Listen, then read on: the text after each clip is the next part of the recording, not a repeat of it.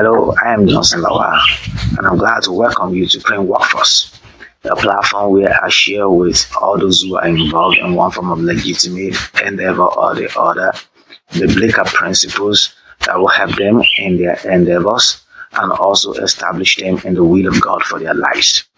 Then today, I want to be sharing with you on how not to acquire trouble. My text is taken from 1 Kings chapter 16, then from verse 34.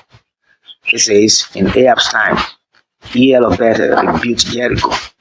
He laid its foundations at the cost of his firstborn son Abiram, and he set up his gates at the cost of his youngest son Segub, in accordance with the word of the Lord spoken by Joshua, son of Nun. Here we have a remarkable event, one that is worthy of our attention, recorded for us in 1 Kings. And you observe that this event is recorded in just one verse of the chapter, one verse of the 16th chapter of the book. And it is recorded for us because there are lessons, vital lessons for us to learn from what happened. The story is about a man called Hiel. Hiel evidently was a wealthy man who lived at the time of King Ahab. I'm sure you still remember Ahab, the wicked king, who married a wicked queen, Jezebel, and troubled the entire nation of Israel with his wickedness and idolatry. Well, I'm not talking about Ahab or Jezebel now. I'm talking about Hiel.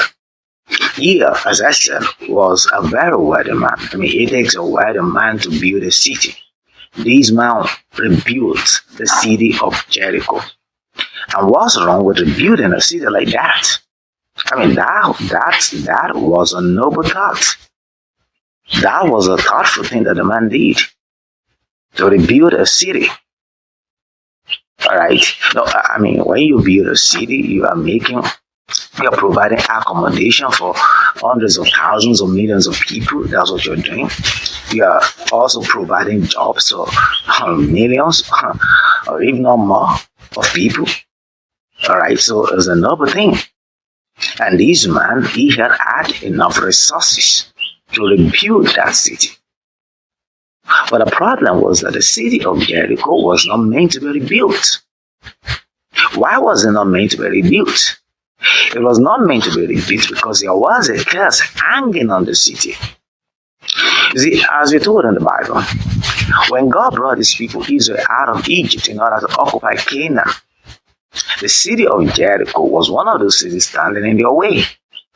And in fact, it took God's supernatural power to bring down the walls of Jericho in order for the nation of Israel to conquer the city. And when they were done conquering the city, the man of God that led him, that was Joshua, placed a curse on the city. And we have the account of this in Joshua chapter 6. Let me quickly read to you what is written there. Joshua chapter 6, verse 26. It says, at that time, Joshua pronounced this solemn oath, cursed before the Lord is the one who undertakes to rebuild the city Jericho. At the cost of his firstborn son, he will lay its foundations. At the cost of his youngest, he will set up its gates. This curse was placed on the city of Jericho, and it was hanging on the city. It never worked in anybody's life. It never became operative until he decided to rebuild the city. Was he ignorant of this curse? No, he couldn't have been ignorant of the curse. He was a wealthy man, and he was an Israelite. He was from Bethel. And there were priests in the land at the time. There were teachers of the law all around him at the time. They must have told him what was written in the book of Joshua about this city. They must have told him there was a curse hanging on the city. So this man had three options. The first was for him to totally abandon his desire or plan to rebuild the city. The second was for him to seek the face of the Lord and find out from him how the curse on the city could be removed. And the third was for him to ignore the warnings of those around him and to rebuild the city and face the consequences. Unfortunately, he chose the third option. He chose to rebuild the city. Why did he choose to rebuild the city? He chose to rebuild the city because he had the resources to do so. Wealth as a way of driving people. Wealth as a way of moving people to do just about anything without considering the consequences. Most wealthy people think, once they have the resources to do something, then they must do it. What stops them from doing it? And perhaps you're like that. Once you have the resources to do something, you just want to do it. You don't care about the consequences of doing so. You may just acquire trouble with your resources. You may acquire death with your resources. He had acquired death for his children with his resources. His children didn't do anything wrong. At least we're not told in scriptures that they did something wrong. But they died for the sins of their father. They died because their father made a bad decision, a decision that affected them. And we are told that when this man laid the foundation of the city of Jericho, he lost his firstborn son for Naira. That was enough warning for him. He could have abandoned his cause at the time, but was evidently a very stubborn person. He was not just rich, he was also stubborn. And there are people that are rich and equally stubborn. Of course, you do not have to be rich to be stubborn. But a lot of times, wealth as a way of making people stubborn, of making people arrogant, they damn the consequences of whatever they want to do. And they go ahead and do it, especially if it doesn't have any direct effect on them. And that was what happened to here. He lost his firstborn son. He could have stopped, but he did not stop. He went on to rebuild the city. And when it was setting up his gates, it was at the cost of his younger son, Sergei. And what are the lessons for us here? Now, they are plain and simple. It's not everything that we have the resources to acquire or to get that we have to get or that God wants us to get. There are things that will cost us more than our resources. There are things that will cost us more than our wealth or money. They may cost us our health. They may cost us very wonderful relationships. They may cost us parts of our body. They may cost us even our life. Perhaps this happened to you before. You got this thing. You were so crazy about getting it, and then having gotten it, you realize that you have gotten more than you bargained for. It has brought certain measure or degree of trouble to you. And that's what we're talking about. You need to be careful. Don't just acquire things because you have the resources to acquire them. Acquire them because God wants you to have them.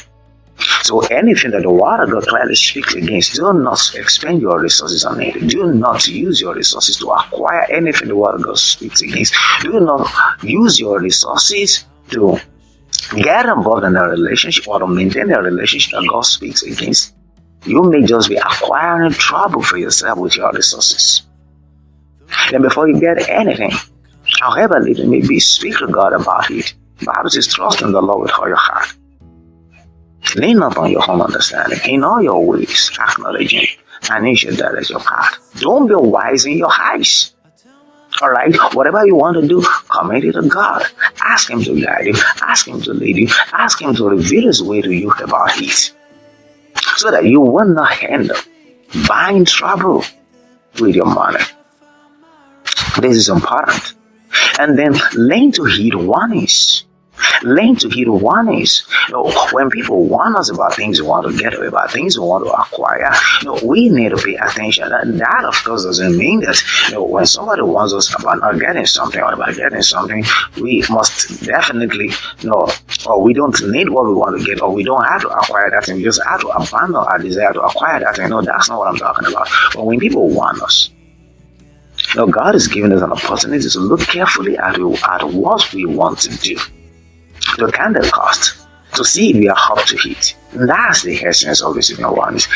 He ignored scriptural warnings. He ignored prophetic warnings. And he got into trouble for doing so. He lost two of his sons for doing so. You also made those things by not heeding prophetic warnings, by not heeding warnings from the scriptures, by not heeding revelations that God has brought to you about certain things you want to do or certain things you want to acquire. And then you don't know how much you're going to lose. You may lose your life in the process and not live to tell the story. I am bringing this to you because I want you to learn from the scriptures. Now, as God is increasing your resources, be careful how you use them. And you pray to God all the time to increase your wealth, to increase your resources, to make you rich and all of that. Beautiful. But as He's giving you resources, you must be careful how you use them. You must understand that you can acquire trouble with your resources. Now, there are prayers I want to offer, and these prayers are shown on your screen. So I want you to do these prayers, for yourself, for your family members, for those that are close to you, and I pray for you that God's mighty hand will continue to be upon you and guide you and keep you from using your resources to acquire things that will destroy your life or acquire things that will destroy beautiful relationships that you have been building. I pray for you that wherever you are suffering in your life, because you acquired certain things, God will show you mercy. He will heal you. He will restore you. In the name of the Lord Jesus Christ. And God bless you.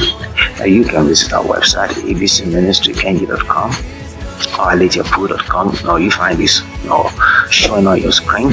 And you can also subscribe to receive more of to receive notifications about other sermons like this that will build you, that will edify you, and that God is able to use to lift you up and establish you in His way. All I bring you the word of God. See you next time. Have yourself a great day.